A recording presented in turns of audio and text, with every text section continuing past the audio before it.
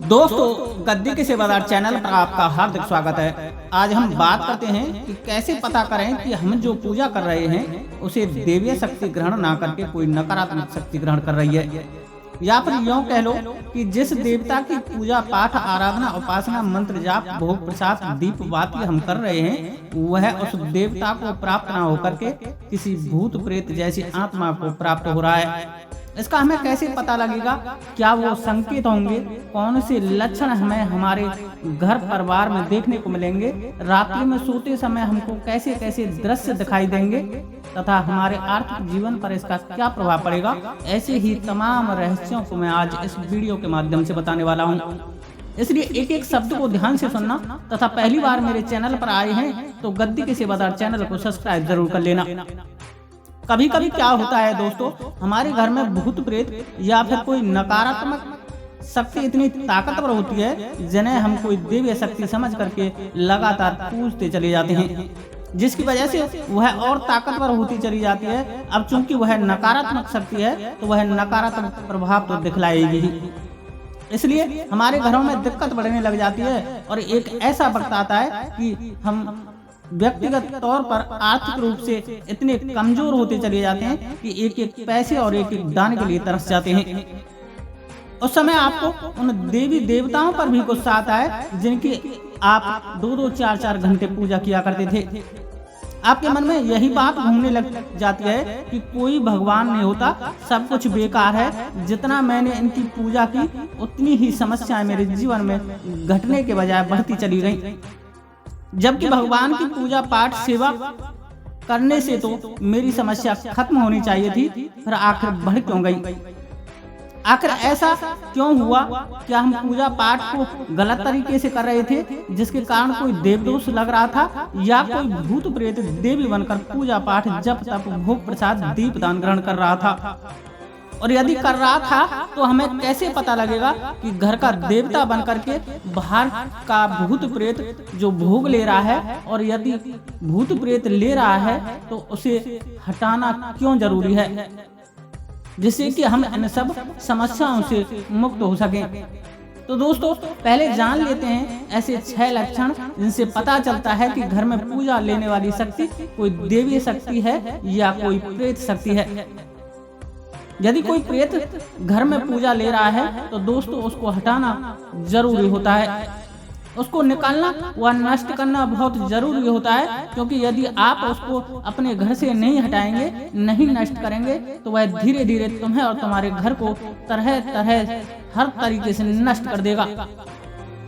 जरूरी नहीं है कि आप उसको हटवाने के लिए किसी तांत्रिक भगत के पास ही चक्कर लगाओ, आप भी बड़ी आसानी से उसे नष्ट कर सकते हो या हटा सकते हो।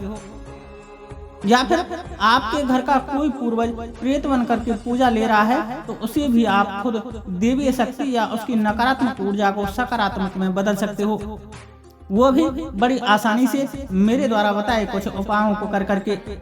इस वीडियो को अंत में आपको बताने वाला हूँ, इसलिए दोस्तों वीडियो को स्किप मत करना तथा ध्यान से वीडियो को देखना। तो आइए जानते हैं सर्वप्रथम वो 6 लक्षण जिनसे पता चलता है कि हमारी पूजा पाठ का फल प्रेत ग्रहण कर रहा है। दोस्तों, नंबर पहला जो संकेत हमें देखने को मिलता है वह यह है कि जब भी हम पूजा पाठ घर में करेंगे तो गौर करना कि एकाएक उस दरमियान आपको कुत्तों के रोने की आवाज सुनाई देगी, तथा सुबह ब्रह्म मुहूर्त में यदि तुम पूजा करोगे तो घर के आंगन में चमगादड़ों का उड़ना चालू हो जाएगा, चूहों की घर में एकाएक तादाद बढ़ने लग जाएगी, चींटियों की तादाद बढ़ने लग जाएगी, तरह तरह के कीड़े मकोड़े आपके घर में दिखने को मिल जाएंगे। ये सब घर में प्रेत की पूजा ग्रहण होने के संकेत होते हैं। जैसे जैसे तुम जितना मंत्र जाप और पूजा पाठ करते जाएंगे वैसे वैसे इन चीजों में भी बढ़ोतरी होती चली जाएगी। तो आप समझना कि घर में कोई प्रेत आत्मा आपकी पूजा पाठ जब तक को ग्रहण करके बलवान व ताकतवर हो रही है। दूसरा जो लक्षण है वह है सपनों के माध्यम से कोई छोटा बच्चा व बच्ची दिखना तथा उसके बाद 2-4 दिन के अंदर कोई घर परिवार में घटना घट जाना, अनहोनी हो जाना तथा सपनों में संभोग के दृश्य देखना। ये सपने आपको रात में भी आएंगे और दिन में भी आ सकते हैं। और ये संभोग के दृश्य आपकी ही बहन, बेटियों तथा पत्नी के रूप में आ सकता है। और यदि आप महिला हैं तो भाई, पति, पिता, ससुर, देवर, जेठ, नंदेव व कोई जानकार व्यक्ति के रूप में आ सकता है। और ये सपना आपको जब ही आएगा जब आपके घर या शरीर में प्रेत या कोई नकारात्मक शक्ति है। और जब भी आप पूजा करके ये उस पूजा को ग्रहण करेगा, उससे ये शक्ति ग्रहण करेगा। तीसरा जो लक्षण है वह है सपनों में यदि आप शमशान दिखाई देते हैं तो नकारात्मक शक्ति या प्रेत होने के लक्षण हैं। वीरान, सुनसान, खंडर मकानों को देखना, ये सब प्रेत से जुड़ा होने का संकेत है। चौथा जो लक्षण है वह है यदि रात में सोते समय कोई आपको दबा रहा है, आपकी छाती पर बैठा है, आपके गले को दबाने की कोशिश कर रहा है, डरा रहा है, आपके पीछे विशालकाय रूप में कोई हथियार लेकर के दौड़ रहा है, ये नकारात्मक शक्ति भूत प्रेत होने के लक्षण होते हैं। पांचवा जो संकेत है वह है आपको ऐसा लगेगा कि कोई छत पर डोल रहा है, दीवार में कोई कील ठोक रहा है, ऐसा महसूस होता है तो यह घर में प्रेत होने के संकेत होते हैं। छठवां जो संकेत है वह है आपको सपनों में शादी विवाह जैसे फंक्शन तथा सामूहिक भोजन करने जैसे सपने आएंगे तथा आपने मृत पूर्वज घर के बाहर दुखी बीमार हालत में दिखाई देंगे, परेशान दिखाई देंगे। यदि दोस्तों इस तरह से तुमको दिख रहा है पूजा पाठ करने के उपरांत तो समझना आपकी पूजा को कोई नकारात्मक शक्ति ग्रहण कर रही है। इसलिए दोस्तों आपके घर की पूजा में परिवर्तन करने की आवश्यकता है। सबसे पहले तो दोस्तों आपको सुबह शाम बजरंगबली को ध्यान करते हुए घर में हनुमान चालीसा का नित्य पाठ करना चाहिए। यदि आप अच्छी तरह संस्कृत भाषा पढ़ लेते हो तो रोज एक अध्याय दुर्गा सप्तशती का किया करें। परंतु यदि शक्ति बहुत ज्यादा ताकतवर है जैसे ब्रह्मराक्षस, जिन्नात, तो आपको भगवान राम और भगवान कृष्ण को तांत्रिक रूप में पूजना होगा। मेरा मतलब भगवान कृष्ण की शक्ति और भगवान राम की शक्ति को उनके पीछे लगाना होगा, ना कि किसी उग्र देवता की। क्योंकि यदि तुम उग्र देवता की शक्ति लगाएंगे तो वह जिन्नात, ब्रह्मराक्षस आप पर हमला कर देगा। इसलिए शक्ति को देख करके अपनी शक्ति का प्रयोग करना चाहिए। वह कौन सी शक्ति है इसको जानने के लिए मेरे चैनल पर जाकर के मेरी तमाम वीडियो में इन सबको देख लेना।